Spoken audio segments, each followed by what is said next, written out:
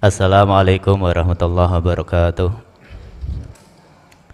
Nyun sewu, kami dari Pati Gus. Alhamdulillah saged nderek sowan mriki ngaos. Enten pertanyaan saking setunggalipun jamaah. Nggih menika nyuwun dipun jelasake hakikatipun roh kalih nyawa niku sami napa mboten ngoten. Ingkang nomor setunggal, ingkang nomor kalih wonten setunggalipun keterangan ten Al-Qur'an menika innallaha la yughayyiru ma biqaumin hatta yughayyiru ma bi anfusihim. Sesungguhnya Allah itu tidak merubah keadaan suatu kaum kecuali kaum itu sendiri yang mau merubah nasibnya. Nah, mohon penjelasnya itu menurut panjenenganipun Gus. Saking kawula matur suwun. Assalamualaikum warahmatullahi wabarakatuh. Waalaikumsalam warahmatullahi wabarakatuh. Bismillahirrahmanirrahim. Assalamualaikum warahmatullahi wabarakatuh. Para pemirsa yang dirahmati Allah, pada perjumpaan kita kali ini, kami akan menyajikan kajian dari Kiai Haji Mukhlason Rosyid dari Mojokerto. Marilah kita simak bersama. Assalamualaikum warahmatullahi wabarakatuh. Ila hadratin Nabil Mustafa Rasulillahi sallallahu alaihi wasallam wa ala alihi wa azwajihi wa dzurriyyatihi wa qurbatihi wa ali baitihi wa ashabil kiram wa ila jami'il anbiya wal mursalin wal awliya wa syuhada wa salihin wa tabi'ina salihina ila yaumiddin, khususan jami'i masayikhi wa khususan ila sahibnu aldailah wa furu'ihi wa usulihi wa masyayikhihi wa ahli baitihi wa ila abaina wa ummatina wa azdadina wa masyayikhina wa auladina wa azwajina wa dzurriyyatina wa ahli baitina, khususun jam'il arwah fi hadil majlis wa ghairahum. Lahumul Fatihah.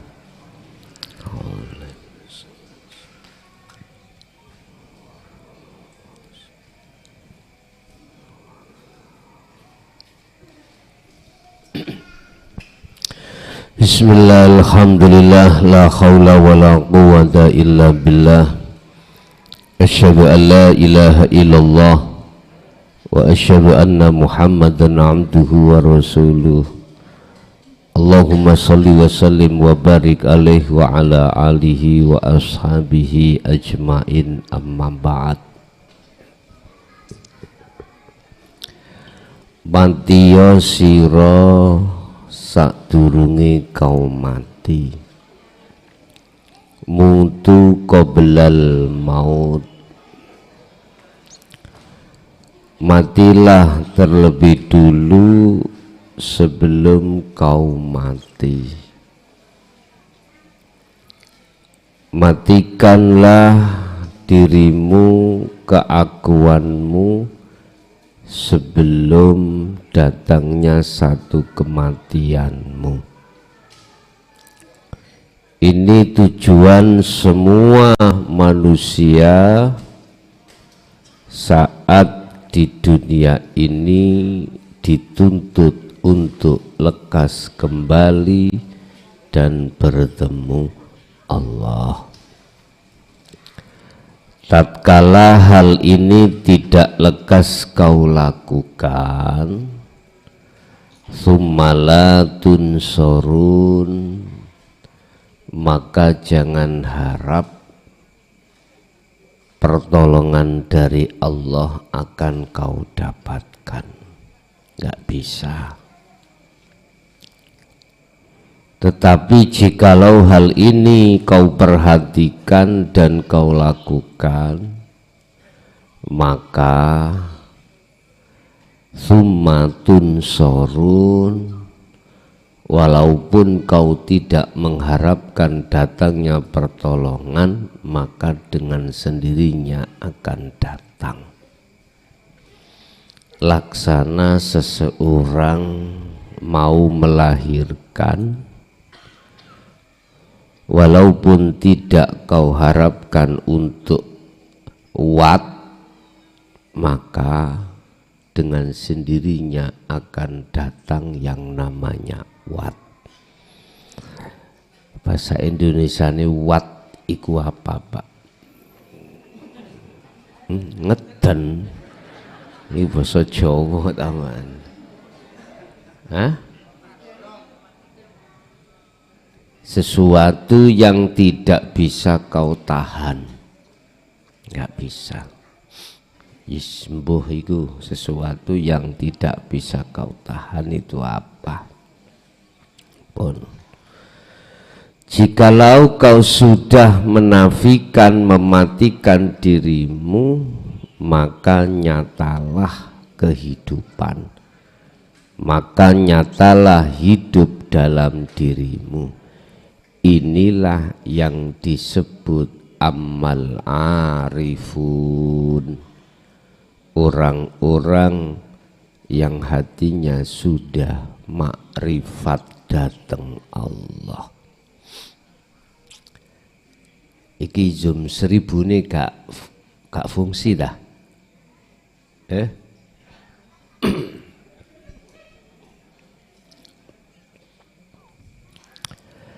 Apa yang diharapkan dan atau yang diminta orang-orang yang sudah arif itu tidak ada. Bagi si arif itu tidak ada pengharapan apapun. Sudah tidak, dia itu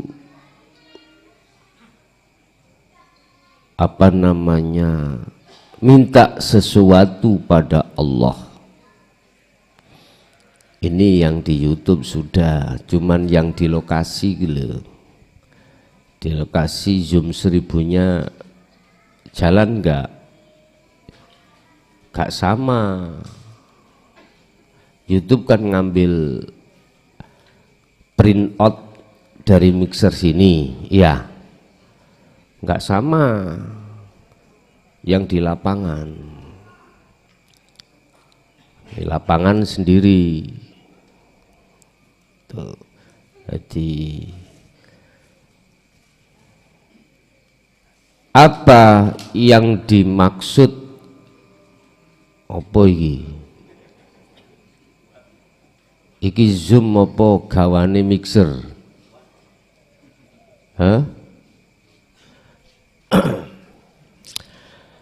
Saya ulang, amal arif anapun utawi wong arif iku sudah tidak lagi mempunyai keinginan apapun terhadap Allah, sudah dihilangkan. Karena arif yang dimaksud manusia kan sudah mati, sudah tiada. Bagaimana punya karep? Ikut di mata Allah si arif. Kalau kita tarik si arif itu dari pandangan orang lain, benar tidak mempunyai keinginan apapun kecuali hanya dua. Miturut dawuh Syekh Ibnu Athaillah,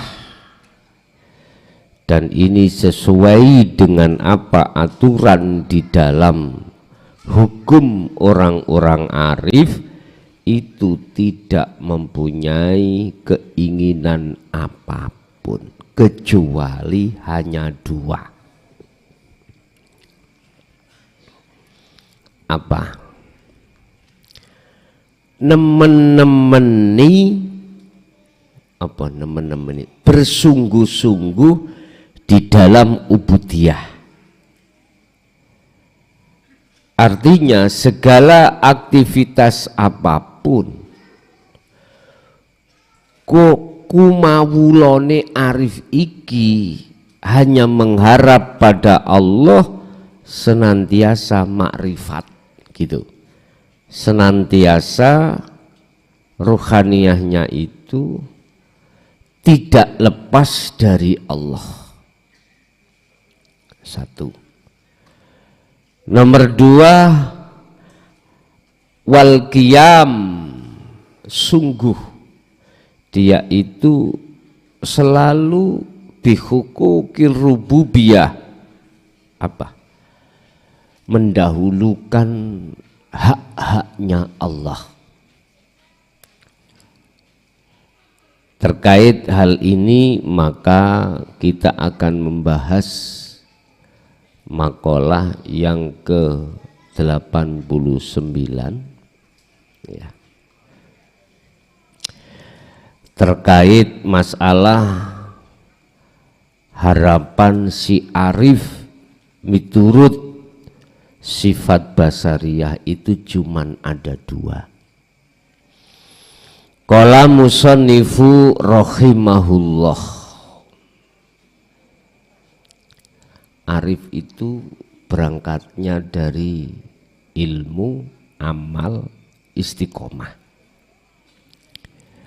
Berarti kita tidak terlepas dari proses, kita harus mempunyai guru akhirat. Habis itu kita akan diwejang oleh guru akhirat kita untuk memahami ilmu-ilmu hakikat supaya ruhaniyah bisa makrifat pada Allah.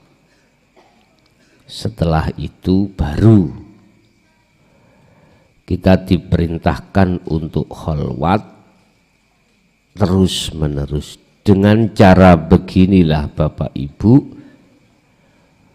jenengan iki ruhaniyah bisa sampai pada puncak tujuan, yaitu makrifat Allah. Qala musannifu rahimahullah, matlabul arifina utawi apa sing den suprih den suwun yang diminta si arif itu minallahi saking Allah Ta'ala iku as-sidqu fil ubudiyah. Apa? Nemen-nemeni sungguh-sungguh olehnya ubudiyah. Ubudiyah itu kumawulo, penghambaan dirinya terhadap Tuhannya. Artinya apa, Pak? Segala aktivitas yang terjadi pada si arif itu cuman apa? Nemen-nemeni bersungguh-sungguhnya dia untuk bertajali, menghilangkan iman, rasa keakuan diri alias mematikan diri selalu. Sebab dengan begitu maka nyatalah kedirian Allah yang berlaku di dalam si arif. At-tasriku birrububiyah, firrububiyah, dia selalu sungguh-sungguh di dalam setiap aktivitas memegang tali Allah. Itu pertama. Jadi sudah tidak melihat dan membedakan segala hal apa aktivitas yang terjadi pada dirinya, baik di dalam waktu sholat maupun di luar waktu sholat. Hati beliau selalu duduk di tajalli. Wal qiyamu bihukukir rububiyah, dia selalu mengedepankan kewajiban hak-haknya Allah. Apa hak-haknya Allah? Sing ngatur iku dudu makhluk tapi Gusti Allah. Jadi hak-haknya Allah ini Bapak Ibu selalu beliau kedepankan. Satu contoh. Berawal dari satu ayat wa ma khalaqtul jinna wal insa illa liya'budun. Mana hak-haknya Allah? Hak-haknya Allah itu wajib bagi kita untuk fa'buduh, disembah. Itu hak-haknya Allah. Tapi Allah tidak akan memaksa bagi hambanya untuk mencukupi hak-haknya Allah. Tidak. Itu terserah manusianya. Alasannya sebab Allah gak butuh disembah. Cuman olehnya kita mencukupi hak-haknya Allah itu kembalinya pada diri kita. Manfaatnya kepada diri kita. Maslahahnya kepada diri kita.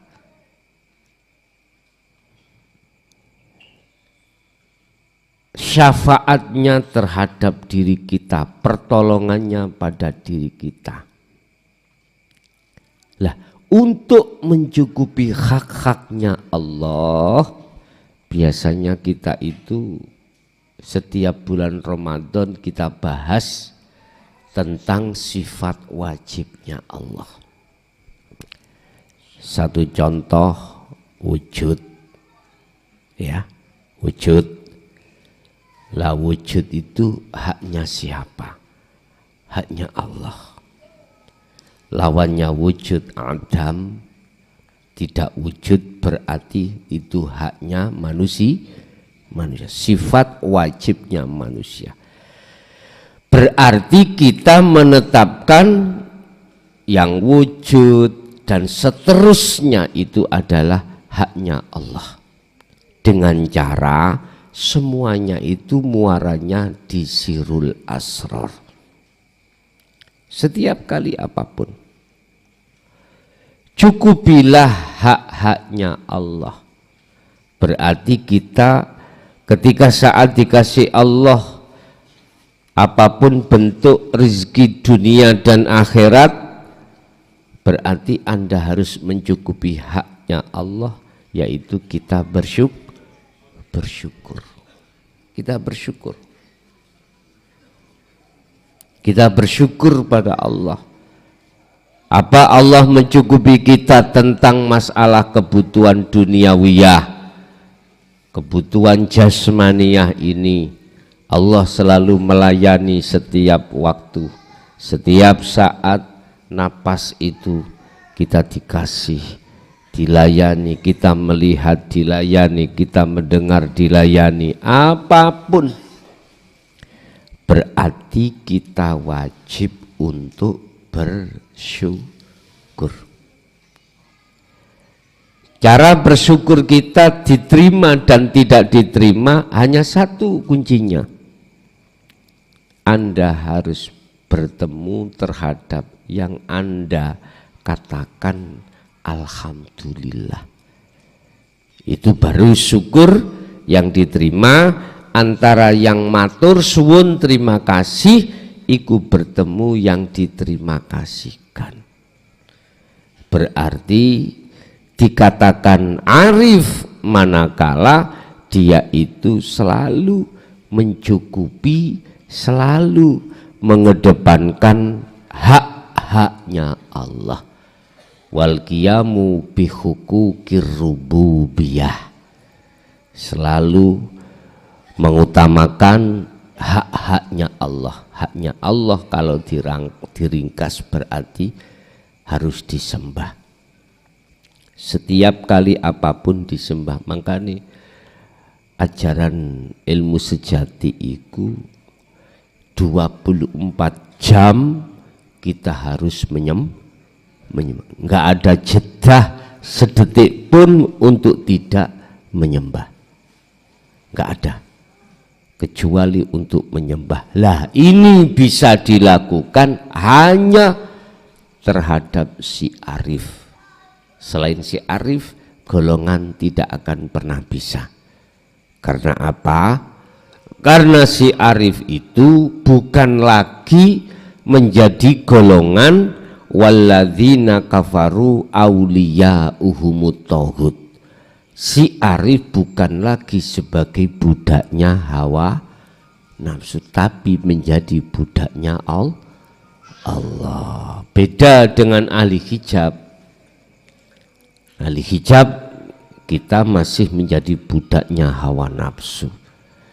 Dalam aktivitas taat pun kita bertaat karena nafsu, apalagi bermaksiat juga karena nafsu. Jangankan di maksiat, di taat pun kita itu karena nafsu. Wa minan nasi mayyaqulu amanna billahi wa bil yaumil akhiri wa ma hum bimu'minin. Katakan ngerti ya sira Muhammad bahwasanya sebagian besar di antara manusia lesannya mengatakan aku beriman pada Allah, aku beriman pada hari akhir, tapi sesungguhnya dia tidak beriman. Lesannya yang mengatakan amantu billah, lesannya mengatakan saya menyembah Allah, tapi hatinya menyembah selain Allah. Bapak Ibu hadirin jamaah rahimakumullah, berarti sumber untuk sampai pada arif pertama tadi, Anda tidak salah memilih guru.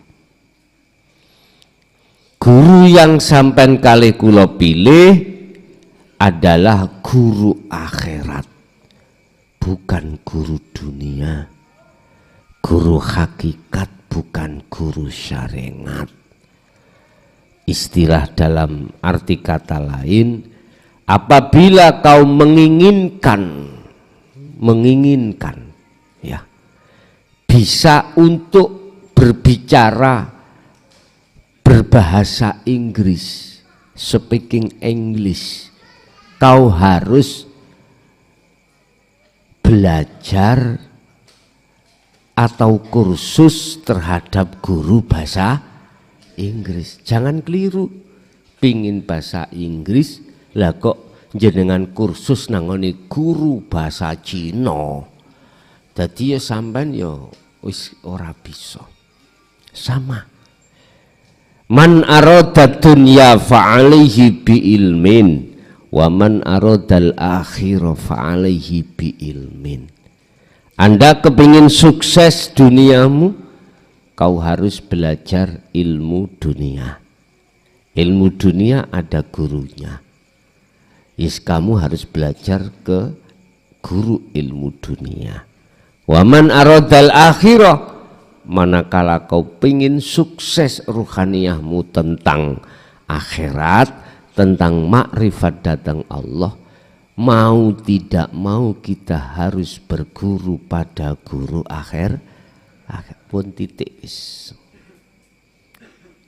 Lanjut dengan pingin sego pecel mlebu nangone tuku dodol kemiti, yo gak ketemu. Oke, yo mlebu masuklah pada tuku serba ada.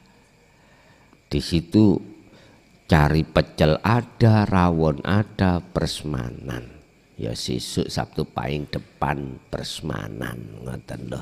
Mbuh iku iwak kadal, mbuh iwak uloh, sing penting ana persemanan ngoten lho. Eling-eling aku dikon ngibur jamaah Romakawi. Nggih, monggo. Wis ngono. Pun sing kok iso menyanyi ya nyanyi ya ngono.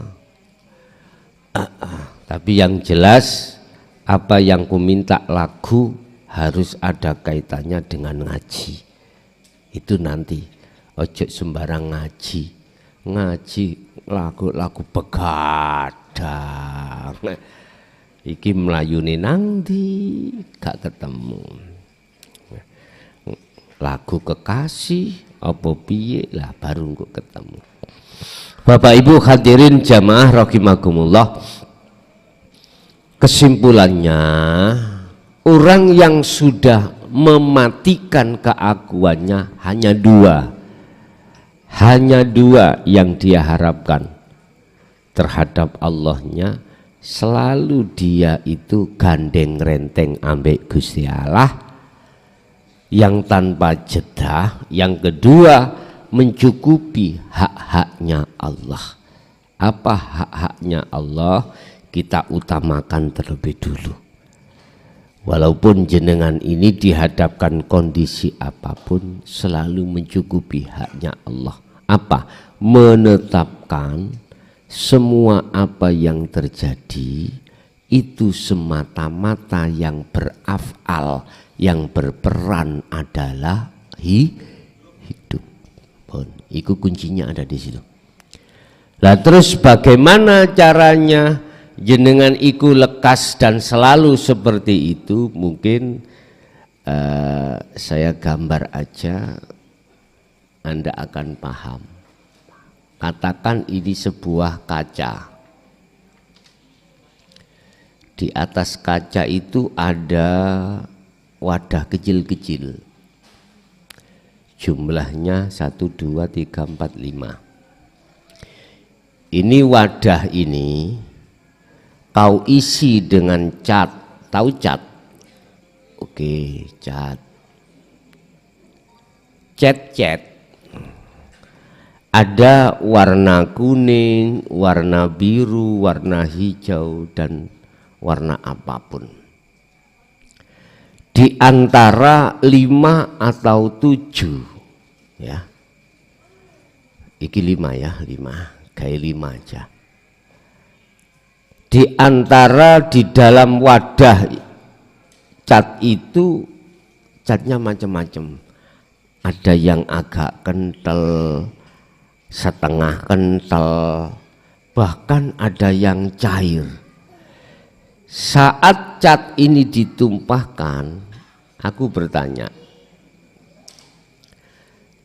manakah di antara cat 5 ini yang cepat sampai pada bawah ini?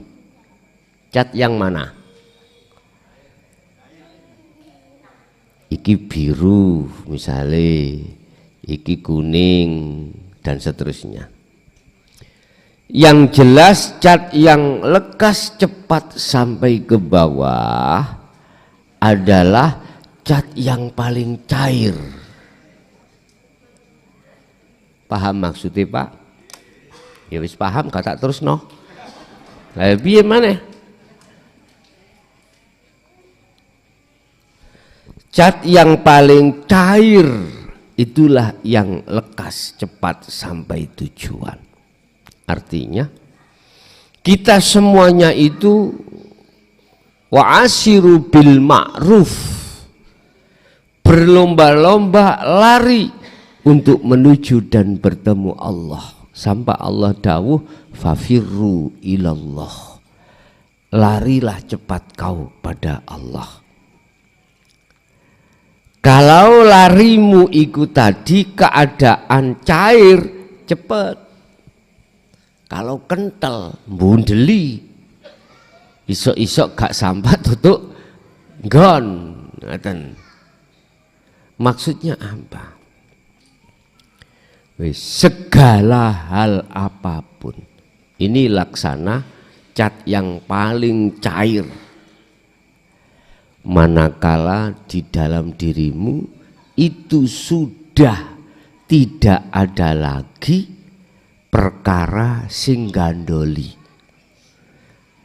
Berarti apa Pak? Perkara sing gandoli adalah hubus syahwah. Ini memang selalu ada. Karena kita masih di dunia. Tetapi bukan berarti itu tidak bisa dihilangkan.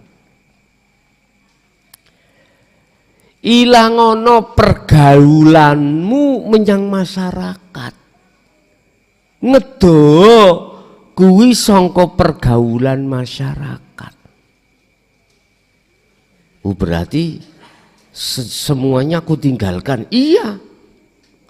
Anak, bojo, dunya brono, kumpulan-kumpulan tadi masyarakat tinggalan.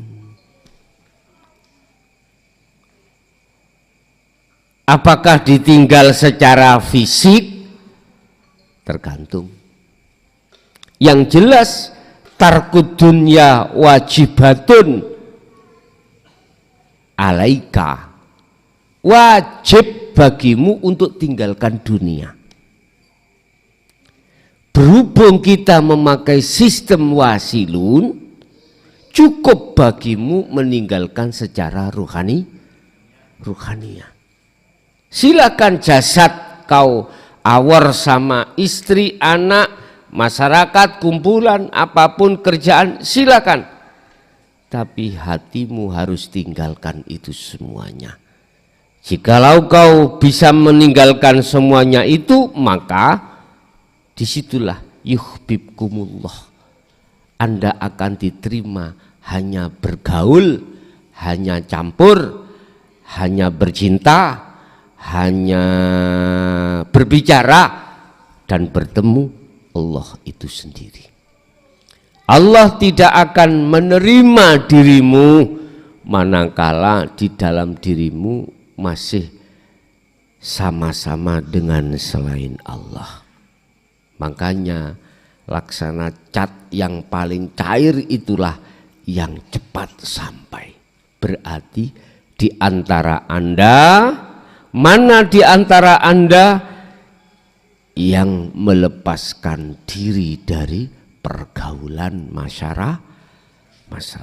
Jadi masyarakat ini tak sebut masyarakat semuanya, entah istri, anak, pokoknya urusan makhluk. Ini Anda lepas. Dengan cara bagaimana aku bisa melepaskan secara rohaniah? Muaranya, kuncinya hanya dengan sirul asrar. Itu aja. Mumet jaduke matus, mumet matus, ikut tak. Oke, wis.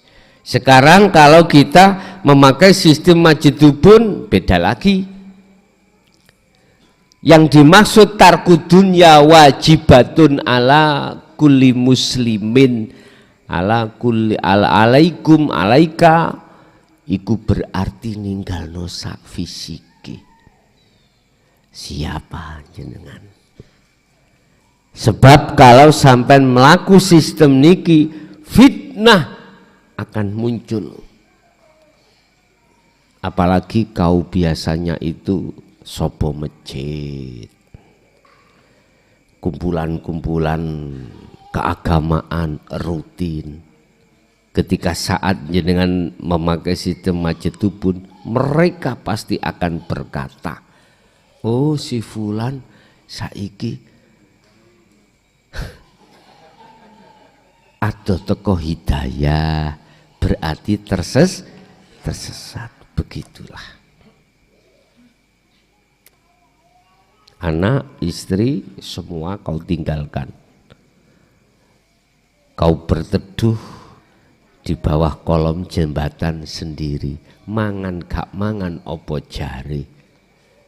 Udah, iku majidubun di situ. Lah sekarang pilih sing gak angel-angel aja. Apa? Pilih wasilun. Udah. Anak, istri yang enggak terlantar secara syariat, di tengah masyarakat juga enggak timbul fitnah. Tapi saya tidak akan pernah menyalahkan bagi panjenengan yang berjalan di atas sistem majtubun. Ndak. Sebab la ikraha fiddin. Tidak ada paksaan bagimu untuk mengikuti yang mana, terserah. Jadi wajib bagi Anda manakala yang nama cat lekas sampai pada tujuan, yaitu di paling bawah nyampe itu, nyoron jenengan wusul, wajib bagi Anda secara ruhaniyah tinggalkan selain Allah. Pun Bapak Ibu, itu apa yang bisa kami sampaikan untuk malam hari ini terkait masalah pengharapan penyuwunan si arif hanya dua terhadap Allah, dan itu tidak ada kaitannya dengan dunia. Ndak, wis ra pengin sugih dunya ora, ra wis ra kepingin sugih pangkat jabatan ya ora, tidak kepingin pengikut banyak ya ora, tidak kepingin apapun yang berkenaan dengan dunia. Hanya satu, pertama adalah asidku fil ubudiyah wal qiyamu bihuquqir rububiyah. Dia tekun selalu menyempurnakan kumawulonya terhadap Tuhannya. Yang kedua, selalu mencukupi hak-haknya Allah. Hanya itu yang diharapkan. Urusan aktivitas dohirnya apapun terserah. Justru ketika jenengan duduk di sini itulah, di wilayah inilah, urusan perkara weteng, urusan perkara apapun yang berkenaan dengan keluarga, Gusti Allah tetap mencukupi. Walaupun tidak Anda minta, itu pasti akan diberikan. Oke, monggo kita masuk pada sesi tanya jawab atau dialog. Kami persilakan.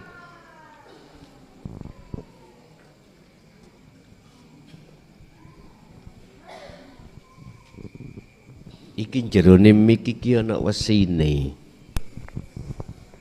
Iki sing abot diantepno kirik ngono ya. Langsung mateki. Assalamualaikum warahmatullahi wabarakatuh. Waalaikumsalam warahmatullahi wabarakatuh. Gus, sebelumnya saya mohon maaf, saya mau sedikit cerita tentang pengalaman pribadi. Pada saat di dalam detik-detik kefanaan ada sebuah kalimat perintah yang bunyinya, kibarkanlah benderaku dimanapun kamu berada. Mohon penjelasannya. Terima kasih. Assalamualaikum warahmatullahi wabarakatuh. Waalaikumsalam warahmatullahi wabarakatuh. Bendera yang dimaksud di sini adalah bendera tauhid. Bendera tauhid itu bendera yang di dalamnya itu ada satu pengajaran, yang ajarannya itu cuma satu, hanya satu, mengesahkan Allah. Itulah isi di dalam bendera tauhid. Atau boleh saya katakan, semua rasulnya Allah, mulai zaman Yammon sampai zaman Yamin, cuman satu tugasnya itu. Apa? Ani'budullaha wajtanibut taghut. Apa? Mengarahkan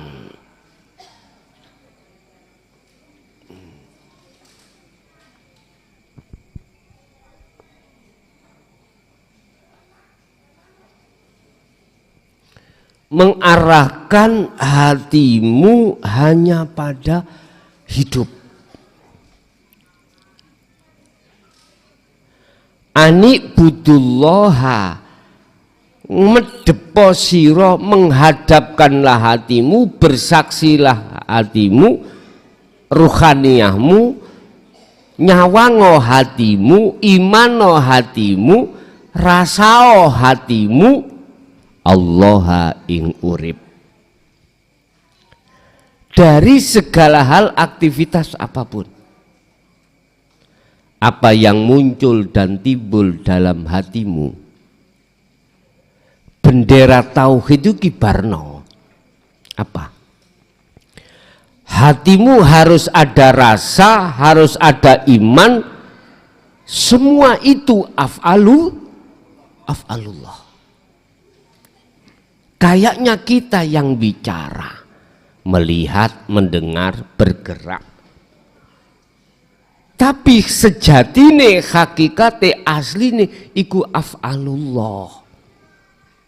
Lah, dikatakan membentangkan bendera, mengibarkan bendera, itu kita harus berlaku hati itu bertauhid. Apapun bentuk aktivitas Anda, apapun, harus hati bertauhid. Berarti menetapkan semua akunya Allah. Iki secara pribadi, membentangkan atau mengibarkan bendera. Secara umum, wa ahlikum naro, a'rif nafsaka auladaka wa azwajaka billah. Ini harus kau lebarkan terhadap ahlimu. Siapa ahlimu? Anak, istri, orang terdekat kau. Artinya, sampaikanlah isinya tauhid ini padanya. Ini berarti secara umum kita bicara mengibarkan bendera tauhid, berarti kita harus menyampaikan terhadap orang dekat kita. Rasulullah cuman itu. Ani butullaha, mengajak, mengarahkan hati ini hanya terhadap yang maha suci, yang maha tunggal. Wastanibu taghut, seiring berjalannya jenengan ini diarahkan untuk ruhaniyah menghadap terhadap Sang Yang Maha Esa, wastanibu taghut, secara otomatis Anda akan meninggalkan selain Allah. Itu tadi loh Pak, kau akan bisa sampai pada Allah manakala tarkut dunya, ninggalno urusan selain Allah itu wajib kau lakukan. Secara rohaniyah baru ketemu. Berarti ngibarno bendera tauhid secara pribadi laku jenengan, yang tidak keluar dari bab ini tadi. Secara umum berarti kau sampaikan terhadap orang dekat Anda. Man ahbabta, orang-orang yang kau cintai, berarti orang dekat kau, sampaikan hal itu.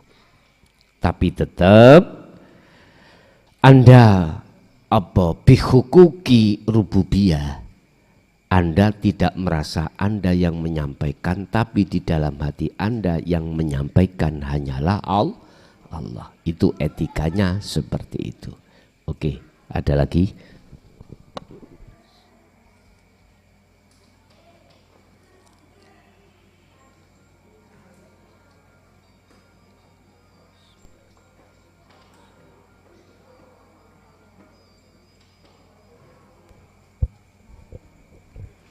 Assalamualaikum warahmatullahi wabarakatuh.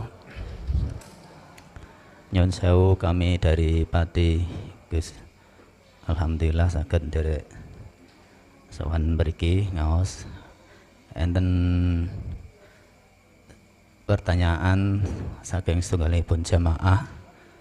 Ya menika nyuwun dipun jelasake hakikatipun roh kalih nyawa niku sami napa mboten ngoten.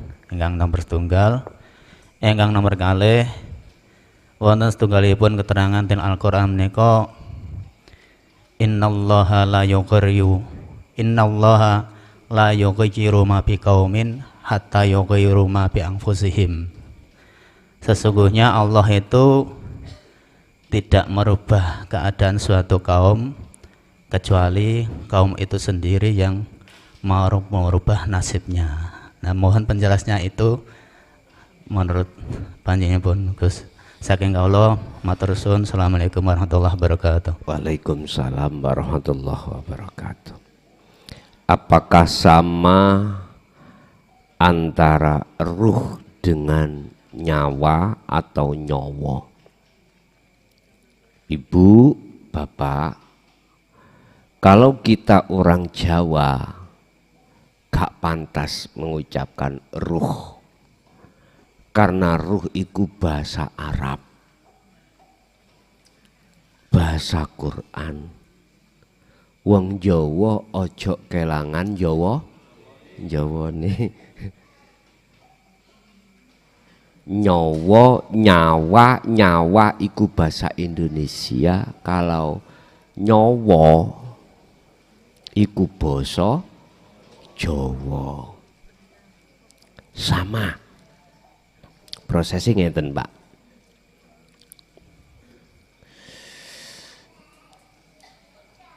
Ruh di dalamnya ada rasa, di dalam rasa ada cahaya, di dalam cahaya ada hidup utawa urip. Iki wong Jawa. Ruh atau nyawa itu sama, cuman beda bahasa. Ruh itu akan bisa sampai pada urip kalau ada wasilahnya, ada sambungannya, ada talinya, dan tali itu tidak boleh putus terhadap urip. Rasa itu adalah iman. Kalau bahasa kitab Ihya, ruh itu diisarohno al-qalbu, hati. Yang hati bukan segumpal darah, bukan segumpal daging. Tatkala segumpal darah dalam tiap diri manusia baik, maka baiklah semuanya. Tapi kalau jelek, jeleklah semuanya. Ternyata Bapak Ibu itu nyawa, ruh. Lah di dalam ruh itu ada iman, ada rasa. Rasa ini akan jadi benar manakala dibimbing dengan ilmu rasa yang kita sebut sebagai dinul haq.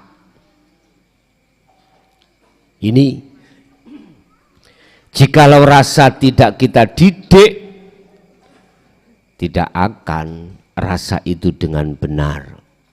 Artinya apa, Pak? Iman Anda kalau tidak ihsan, belum ihsan, tidak akan pernah benar iman Anda. Iman Anda hanya di mulut, tapi tidak di hati. Iman Anda di zahir, tidak bisa di hati atau di ruh, tidak bisa. Contoh, jenengan bar habis di syahadatno, baru Anda disebut orang Muslim. Oke. Naik habis Muslim, habis Islam, iman.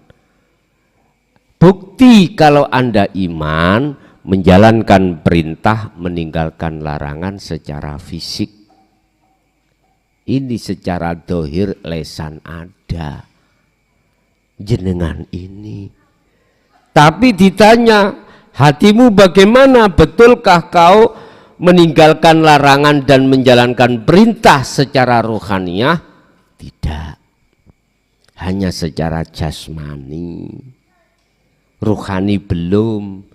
Ini berarti iman Anda itu imani namanya nurul iman. Iman sing masih jari katanya. Jenenge pangeranmu sopo? Allah. Jari sopo?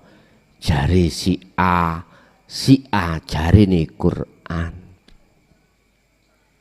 Berarti kemana-mana nggih sampean ya sih nurul iman, masih jari. Lah sifate Gusti Allah khalaqakum, menciptakan kau semuanya makhluk. Lah buktekno. Mestinya iman ini kau buktikan siapa sebenarnya Allah yang tadinya itu adalah sebagai Khalik, sang pencipta makhluk.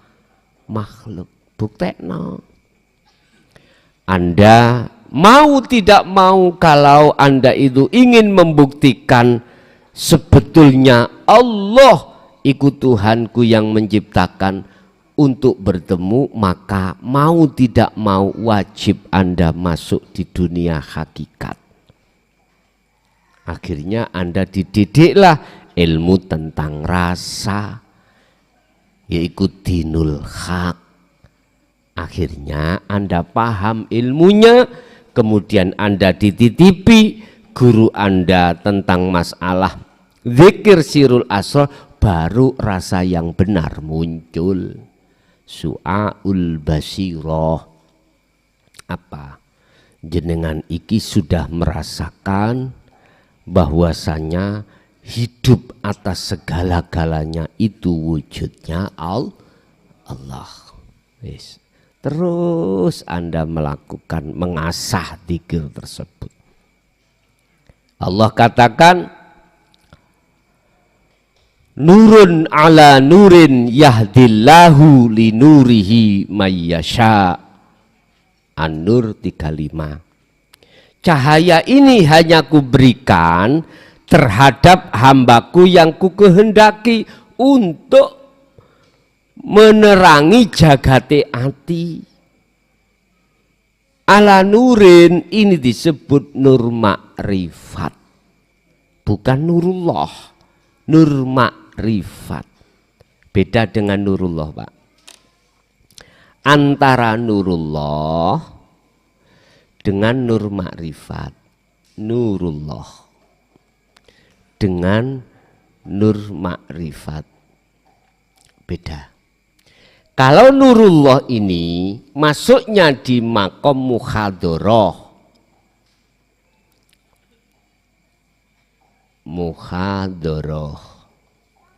ya ngalam kasunyatan iki dunia. Mana nure Allah?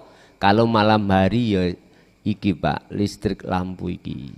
Iki nure Gusti Allah. Kalau siang hari matahari. Dah. Dua nurullah itu akan masuk di dalam alam mukasyafah, yaitu alam kebukanya gaib makhluk. Entah makhluk siapapun, yang jelas ini makhluk gaib, termasuk entut. Itu makhluk gaib ya. Sampeyan pengin roh rupane entut, sampeyan masak ngentutohi dandang tutupen, engko segone kuning. Kula nate buktekno waktu ning Mojosari Pondok Darul Hikmah biyen. Kepingin roh wujude rupane entut. Ternyata saya punya teman namanya Tarsim kalau nggak salah itu. Jadi ning pondok iku namanya kendil, Pak, kendil. Panci alit iku namanya kendil. Nek watu cilik namanya kerikil. Terus dhewe wis.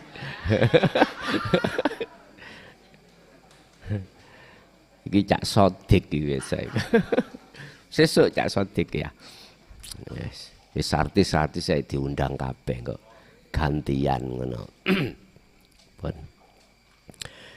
Iku setelah airnya habis, arepe disilep.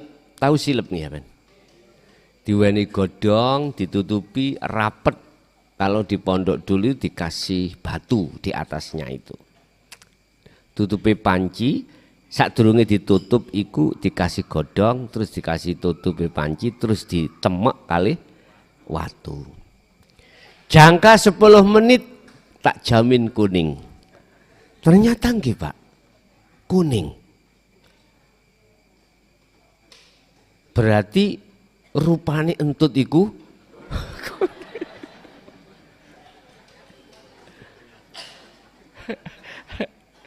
persis kayak yekmu. Alam mukasyafah yang kumaksud itu bukan bangsa entut. Di dalam alam malakut ada malaikat, ya. Ada alam lahut, di situ ada kumpulan jin, kumpulan iblis dan lain sebagainya. Ini alam gaib barang. Alam lahut, di situ ada para arwah, para kekasih Allah dari unsur nabi dan rasul dan kekasih Allah jenengan iki. So iku mlebune ning gunung. Mboten ning alam barzah. Alam barzah iku alam sing gelap. Iki nggone ahli hijab. Nek ahli suhud itu dimasukkan alam lahut. Lah, iki ada nurullah. Tatkala nure Allah itu dikasihkan jenengan, berarti Anda termasuk ahli mukasyafah. Ahli mukasyafah. Jadi tahu kliwar-kliwere malaikat Israel iki tahu. Ngliterai, apalagi waktu Covid iki. Wis gak Israel wis mboten kober mangan, dadi bedoli kene, bedoli kuno, ngalah ngalih. Bon. Wis iku nurullah. Kalau nur makrifat ya. Nurullah ini di dalam alam mukasyafah muncul itu karena Anda punya satu aurat wirid sing jenengan wadifahkan, istiqomahkan. Akhirnya muncullah karo ya itulah nurullah. Anda dulunya nggak bisa nyebul banyu kanggo mertombo orang, sekarang kok ya jodoh. Jadi ana wong loro untu njaluk tombo, sampean amaliyah wau sampean waca, sampean nyuwun dateng Allah, sampean sebul waras. Sing suwe gak oleh jodoh, njaluk jodoh disebul. Teko jodone. Apapun itu bentuknya. Lah itu bentuk karomah nurullah. Yes. Kalau nur makrifat Bapak Ibu khusus itu diberikan terhadap mayyasha. Orang-orang yang dikehendaki Allah. Siapa yang dikehendaki Allah? Tandanya adalah yastami'unal qaula wa yattabi'una ahsan. Dialah yang mengikuti ajaran Nabi Ibrahim. Termasuk Muhammad itu mengikuti ajaran nenek moyangnya yaitu Ibrahim. Nek sampean rada merotes aku ngomong Ibrahim ngoko ya Mbah Ibrahim. Kurang enak ya Nabi Ibrahim ngene kok prawotes. Wong Nabi Ibrahim lho apa ning kono iku gak gila hormat. Ndak. Enggak njaluk dihormati, ndak. Termasuk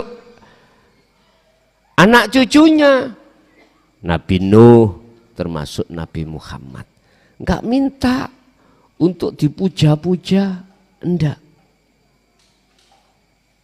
Enggak minta. Dia itu oleh karena memakai ajaran yang lurus. Wa ana minal musyrikin. Aku sudah tidak lagi termasuk orang-orang yang menyekutukan Allah. Sebab aku ini wajah tuwaj, ya ajaraku iku mengarahkan wajah ruhku hanya pada Allah. Gini kuau sing kula maksud anik butullaha. Anik butullaha.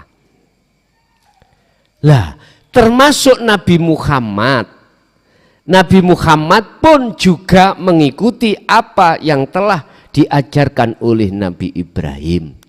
Makana libasarin ayyuk tiyahullahul kitaba al-hukma yakulu wan nubuwata thumma yakula linnasi kunu ibadalli. Enggak pernah Pak Nabi Ibrahim ambek Nabi Nuh ambek Nabi Muhammad terakhir itu ngomong sembahan aku, enggak pernah. Pujaan aku, enggak pernah. Mujiyo nang aku sebab aku yang membimbing awakmu, enggak pernah. Apa yang dia dengungkan? Kunu robbanina walakinna kunu robbaniyina. Sembahan Allah, pujiin Allah, pujaan Allah. Artinya apa Pak? Kalimat yang awal tadi tidak pernah menyuruh umatnya untuk memuja, memuji, menyembah pada dirinya. Kalimah itu kalimah isyarah. Artinya apa Pak? Gini, siapapun kita kalau belum bener nyembahin nanggone yang esa, mesti kita itu merasa kita itu orang yang lebih baik daripada yang lain. Dengan begitu maka kita akan gila dengan pujaan orang lah. Apalagi kita golongan orang alim Pak. Karena ilmu, walaupun secara lahir tidak terus terang mengatakan sembahan aku, pujiin aku, tetapi hati kita mengharapkan pujaan masyarakat ikut termasuk. Dan itu bukan ajaran Rasulullah, bukan. Yun sewu loh ya. Sebelumnya tidak mengurangi rasa hormat. Banyak makola yang mengatakan kuwi iku kudu nduweni pujaan, pujian, sesembahan pada guru makhlukmu. Mohon maaf, Rasulullah enggak pernah. Dalam Al-Quran pun tidak pernah hal itu disampaikan. Justru yang disampaikan mulai dari Nabi dan Rasul siapapun sampai kanjeng Nabi Muhammad iku walakinna kunu robbaniyina, sembahan pujian, pujaan Tuhanmu. Tidak pernah sembahan aku, tidak pernah pujiin aku, enggak pernah. Iki tidak harus diucapkan secara lisan, enggak. Hati harus tidak ada rasa keakuan diri yang melakukan. Dengan begitulah Pak, pasti jenengan itu tidak akan mengharapkan pujaan masyarakat. Kalau kita masih merasa diri kita yang melakukan, wista siapapun kita pasti masih pengen pengharapan pujaan masyarakat. Nanti ada keterangan dalam satu makalah, ingat, pujaan masyarakat itu adalah racun yang mematikan bagi hatimu. Pujaan ini. 1, 2, cacian masyarakat itu obat yang manjur buat hatimu. Nanti kalau sudah sampai makolahnya kita akan bahas. Bapak Ibu, tinggal kita milih yang mana. Mengikuti ajaran nenek moyang para rasul atau nenek moyangnya jin iku mau, terserah. Monggo sak kersa jenengan. Yang jelas saya katakan, apapun bentuknya, sing penting hatimu itu bisa mengarah ke wajah Allah. Wis, itu aja. Urusan orang lain berkomentar macam-macam, anggapan entut dilebokno kendil. Ngono wis. Ngoten mawon. Abaikan. Mbahlah orang berkomentar yang sifatnya itu menyudutkan Anda, biarlah, biar. Yang penting hatimu fokus, ini wajah tuaj, ya. Oke. Jadi ruh atau nyawa itu tatkala dikembangkan bisa wa inna ilahi rojiun, rasa itu harus berjalan. Iman itu harus benar. Iman harus pada Allah. Ketika itu sudah Anda asah, maka cahaya itu didatangkan Allah. Cahaya yang kumaksud adalah nur makrifat. Ketika cahaya itu sudah digelar di dalam jagatnya hatimu, maka nyatalah urip, nyatalah Allah. La ilaha illallah al-malikul hakul, nyatalah Allah. Selain Allah tidak nyata. Begitulah. Itu yang pertama. Yang kedua, terkait masalah ayat, Allah tidak akan merubah nasib sebuah kaum jikalau kaum itu tidak merubah dirinya sendiri. Artinya gimana, Pak? Jangan melihat kaum dari sisi makhluk. Kalau Anda melihat kaum dari sisi makhluk itu, Anda akan muraqabah, masuk di dalam dua pelaku, yaitu khalik dan makhluk. Tapi kalau Anda melihat hidup dalam kaum itu tidak melihat makhluknya, maka yang merubah itu hanyalah Allah. Yang merubah hanya Allah. Tidak ada kaitannya dengan selain Allah. Ingat, aku menyelesaikan satu masalah apapun, aku tidak akan pernah minta pertolongan pada makhlukku. Tak tandangi diri. Artinya saya kerjakan sendiri. Mulai dari jenengan makan, mengunyah, sampai menelan, sampai jenengan iki mau makanan sudah di perut, di dalam perut itu ditransfer, ada yang menjadi vitamin, menjadi kotoran, itu atas dasar hidup itu. Tapi tetap tergantung Anda melihatnya dari mana. Kalau kita melihatnya dari sisi makhluk, sing mangan yo aku makhluk, sing ngecapi yo aku makhluk, sing nelan aku makhluk. Begitu seterusnya. Inilah ahli hijab, itu mesti melihatnya dari sisi makhluk. Tapi ahli syuhud melihat dari sisi hidup. Makanya Allah tidak akan merubah nasib sebuah kaum tatkala kaum itu tidak merubah sendiri.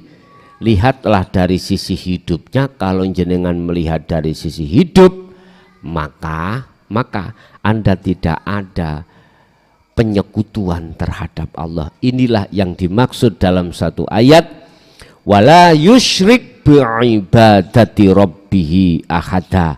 Jikalau kau ingin bertemu aku, kau tidak boleh menyekutukan aku terhadap sesuatu yang lain.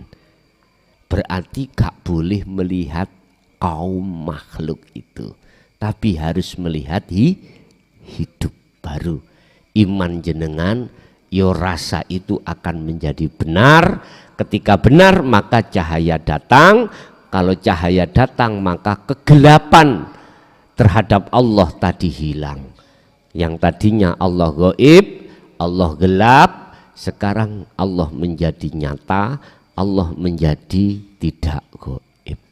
Bon, ada lagi.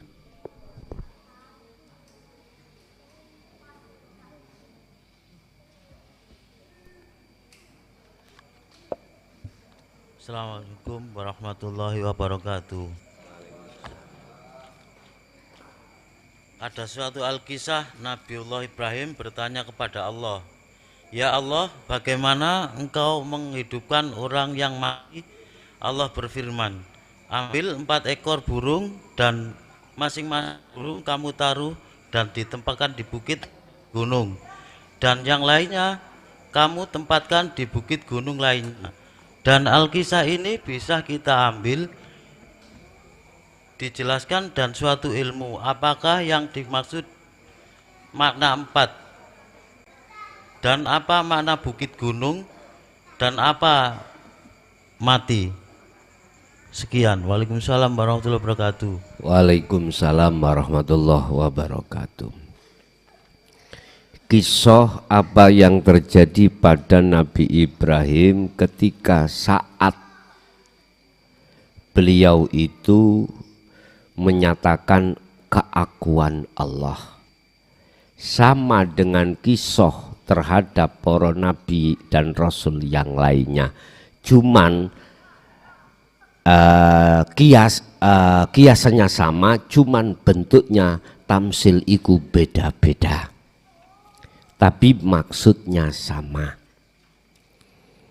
Yun sewu, kalau di dalam Nabi Musa itu 2 sandal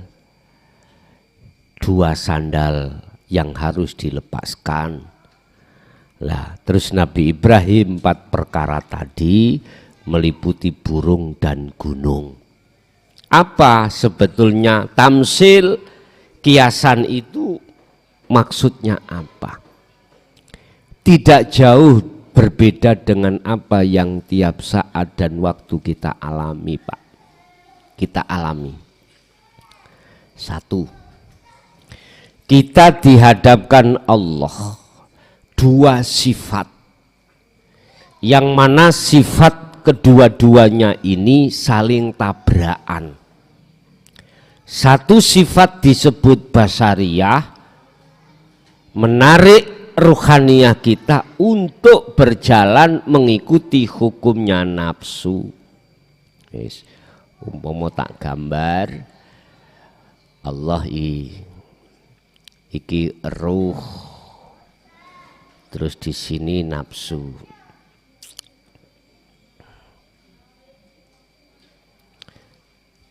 Nafsu kiwa tengen iku sifat, 1 sifat basariyah, 2 sifat basiroh. Sifat basariyah itu ada 2 penghuni, yaitu nafsiyah dan amaroh. Ini 2 sifat, 2 nafsu yang menarik pada ruhaniyah supaya kita itu jauh dari Allah. Innama ya'murukum bisu wal faksa. Sesungguhnya sifat basariyah itu mengajak dirimu untuk berlaku jahat pada Allah, untuk melalaikan Allah. Dengan cara apa nafsu itu mengajak, menarik Anda untuk melalaikan Allah? Dengan cara apa? Wa yastahibbunal hayatad dunya.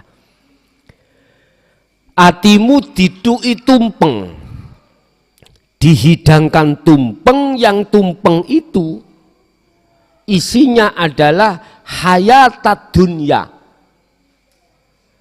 kehidupan, kesenangan yang bersifatkan dunia.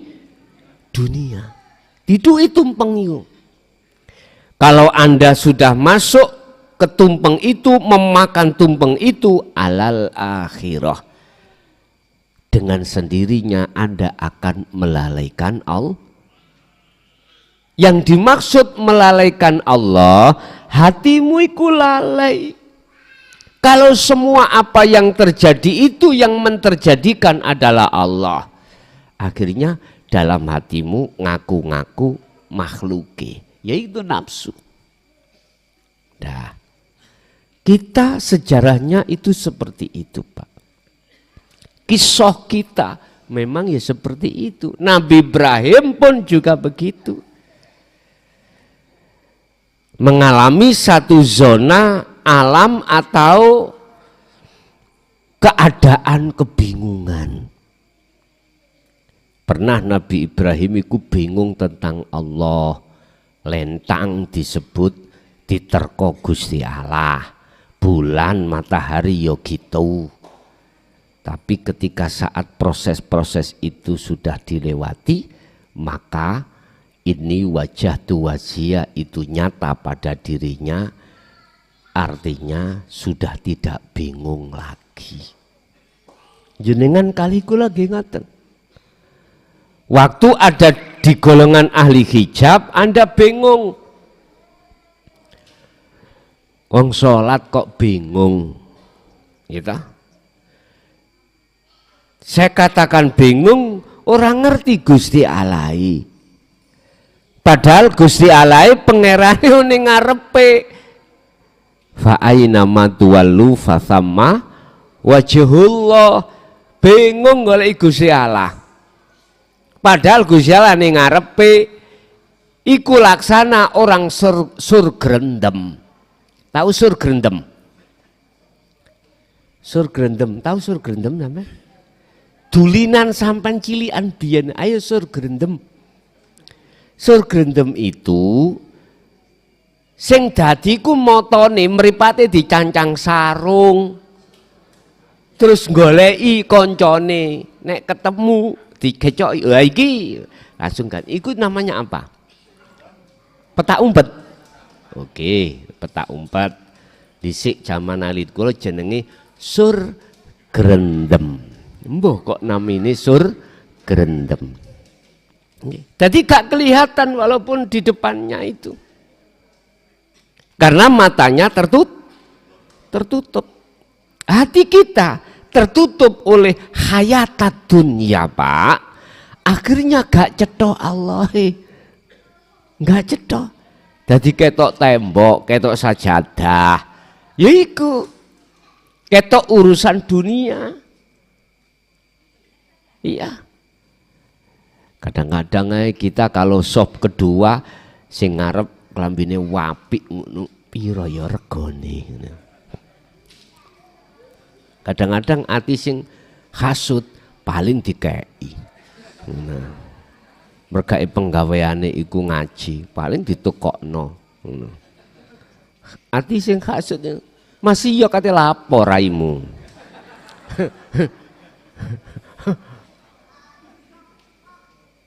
Loh, itu karakter kita, Nak. Dikatakan kita itu bingung terhadap Allah. Nggak tahu Allah, akhirnya disebut bingung. Nah, ini proses kita. Jangan berhenti.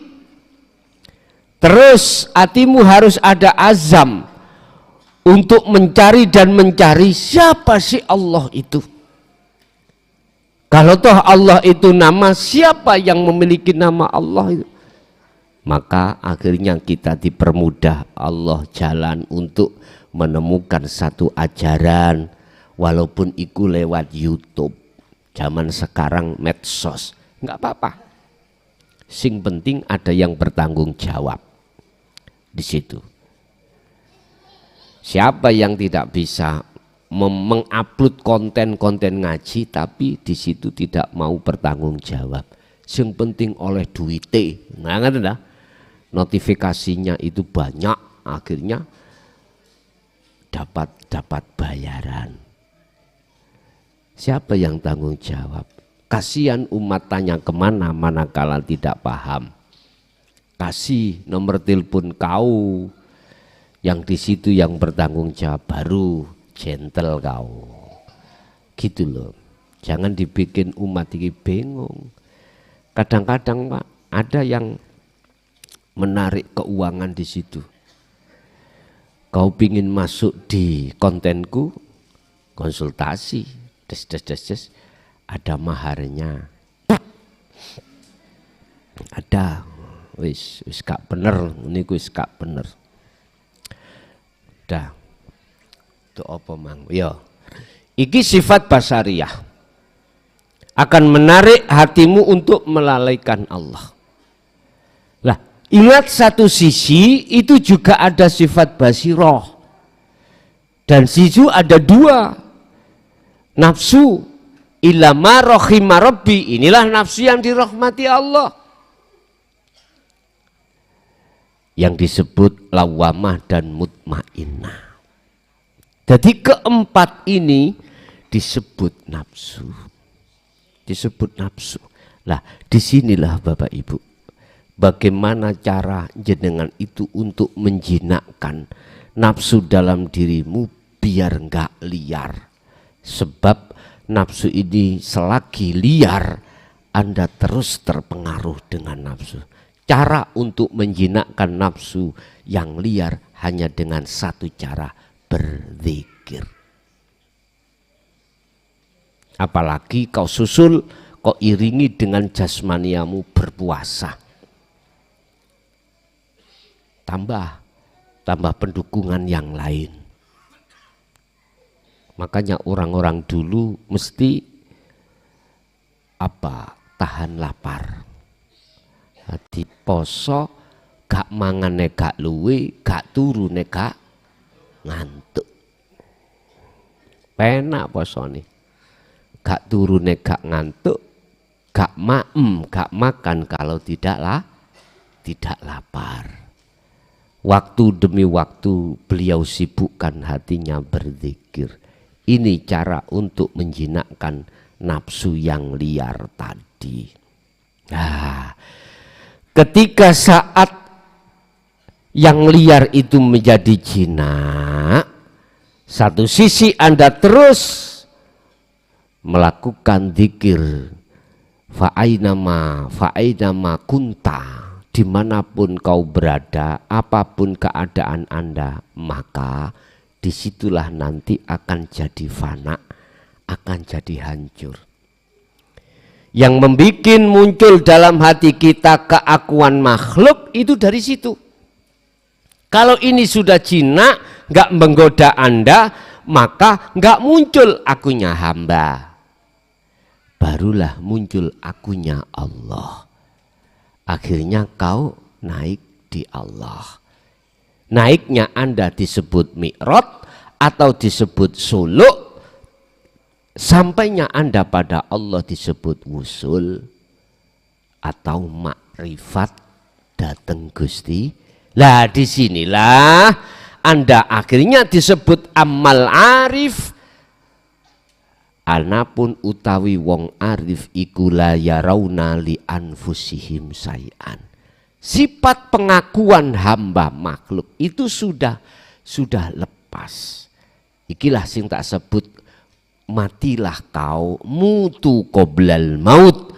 Matilah dulu sebelum datangnya kematian. Kalau Anda sudah menafikan semua keakuan makhluk disebut nafsu, maka muncullah keakuan Allah, berarti Anda sudah sampai di makrifat seperti Nabi Ibrahim tadi. Jadi burung termasuk ya makhluk, gunung ya termasuk makhluk. Itulah yang kusebut sifat basiroh dan basariyah. Ada lagi.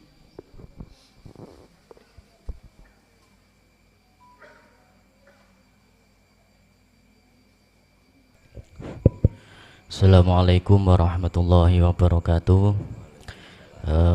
Gus nyedi pencerahan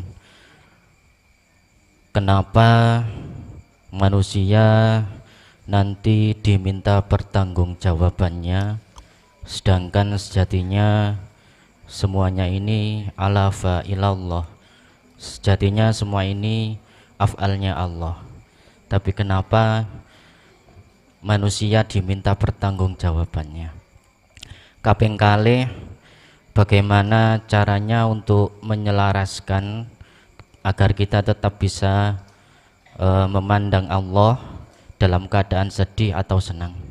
Matur nuwun. Wassalamualaikum warahmatullahi wabarakatuh. Waalaikumsalam warahmatullahi wabarakatuh.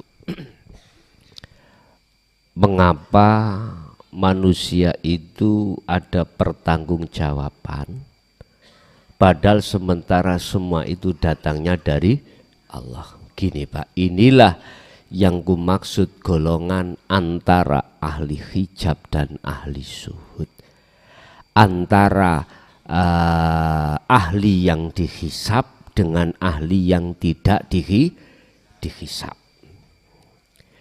Mengapa harus ada pertanggungjawaban? Karena saat kita di dunia telah ngaku-ngaku kalau kita itu yang melaku, ya gara-gara itu akhirnya muncul hisab. Coba dalam hatimu nafsunya sudah hilang, akhirnya Allahnya. Inilah yang dimaksud bighairi hisab, golongan yang tidak akan pernah dihisab. Hisab itu apa sih Pak? Dihitung. Oleh karena kita masih merasa diri kita yang memiliki, yang melakukan, yang berkehendak dan lain sebagainya, maka di situ dihitung. Makanya harus dipertanggungjawabkan. Tapi bagi ahli syuhud yang sudah lepas hal itu dan ditetapkan Allahnya, maka disitulah tidak ada hisab. Sehingga Allah katakan, wa anibu ila rabbikum wa aslimu lahu min qabli ayyatiyakumul adzab. Lakukanlah pelepasan diri ini sebelum datangnya kematian. Jikalau ini Anda tidak lakukan, mesti ada pertanggungjawaban.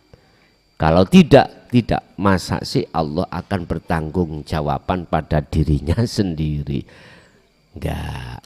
Itu yang pertama. Kedua, bagaimana kita melaraskan keakuannya Allah, kemakrifatan pada Allah di saat kita menghadapi kondisi susah dan senang, qabdi dan basti. Nah, ini nanti insya Allah makalah berikutnya kita akan membahas masalah qabdi dan basti.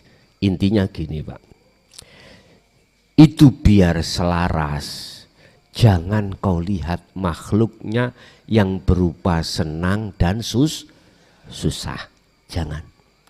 Kita harus melihat Sang Yang Esa di situ, karena kedua-duanya itu yang menguasai adalah Sang Yang Esa, yaitu Allah Subhanahu. Caranya kembali lagi fungsi sirul asrar, mulai su'aul basiro sampai hakul basiro, baru sinkron ini nanti. Oke, ada lagi?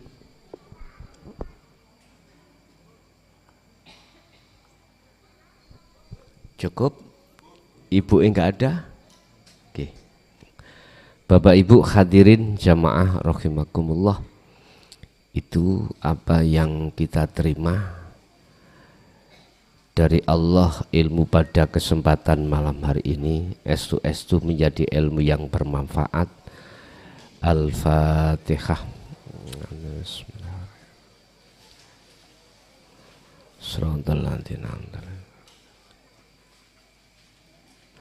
Akhirul kalam. Assalamualaikum warahmatullahi wabarakatuh.